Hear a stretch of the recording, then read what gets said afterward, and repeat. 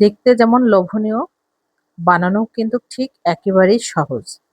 আজকের এই পুডিংটা আমি একেবারেই সহজে তৈরি করব, সেটাই আপনাদের সাথে শেয়ার করবো। হ্যালো এভরিওয়ান, আসসালামু আলাইকুম। সবাই কেমন আছেন? আলহামদুলিল্লাহ, আপনাদের দোয়ার বরকতে আমি ভালো আছি। চলে আসলাম একটা ক্যারামেল পুডিং তৈরি করব, সেই ফুল রেসিপিটা আপনাদের সাথে শেয়ার করব। আপনারা চাইলে হোমমেড পুডিং আপনার বাসায় আপনার বাচ্চার জন্য তৈরি করতে পারেন। বাইরের অস্বাস্থ্যকর পরিবেশের খাবার না খাওয়ায় বাসায় আপনি একটু কষ্ট করে এরকম সুন্দর একটা টেস্টি পুডিং তৈরি করে দেন, দেখবেন আপনার বাচ্চা খুব খুশি হয়ে যাবে। ফেসবুকে ঢুকলে দেখা যাচ্ছে শুধু কেক পুডিং তৈরি করে একেবারে ভরে ফেলেছে। ফেসবুকে ঢোকা যায় না কেক আর পুডিং এর কারণে। যাই হোক, আপনি চাইলেও আপনার বাসায় কিন্তু এভাবে সুন্দর একটা পুডিং তৈরি করতে পারেন। তো আমি বেশ কিছু ডিম ভেঙে নিচ্ছি।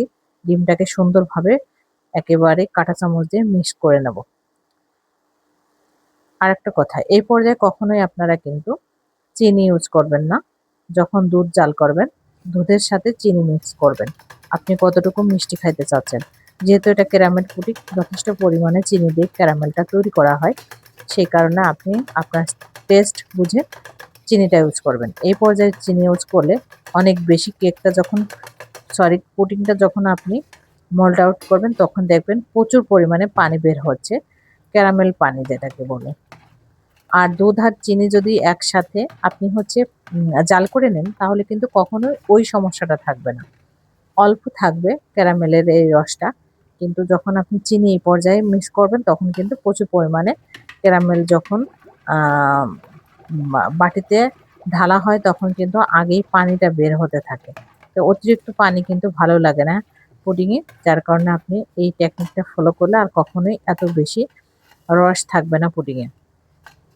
তো আমি এই পর্যায়ে পুডিংটা সেট করে নেব একটা ছাঁকুনি দিয়ে। দুধটাকে সুন্দর করে আমি ছেঁকে নিচ্ছি। আপনি কিন্তু এইভাবে ছেঁকে নেবেন, কারণ ছেঁকে না নিলে কখনোই আপনার পুডিংটা স্মুথলি পারফেক্ট হবে না। তো আমার এই ছাঁকুনিটা একেবারেই চিকন ছিদ্র ছিল, যার কারণে বের হচ্ছিল না। ডিমটা একটু ভারী থাকে, যার কারণে। তো আমি যে একটা কিন্তু প্রেসার কুকারে দেবো, আর একটা কিন্তু কড়াইয়ে ভাপে দেব। বড়টা ভাপে দিছি 30 থেকে 40 মিনিটের ভিতর হয়ে গেছে। আর ছোটটা একেবারে অল্প সময়ে লেগেছে। একেবারে এটা ছোট একটা পুডিং ছিল, যার কারণে। মাশাআল্লাহ, দেখেন আমি পুডিংটা ঢালার সাথে সাথে কিন্তু খুব বেশি রস বের হয়নি, এই কারণে। আর এই পুডিংটা খেতে খুবই লোভনীয় আর এত টেস্ট হয়, মাশাআল্লাহ মাশাআল্লাহ। আপনি কিন্তু বাসায় এইভাবে আপনার বাচ্চার জন্য পুডিং তৈরি করতে পারেন। যারা এখনো ট্রাই করেননি, একবার হলেও ট্রাই করবেন। সবাই ভালো থাকবেন, সাথে থাকবেন। আসসালামু আলাইকুম।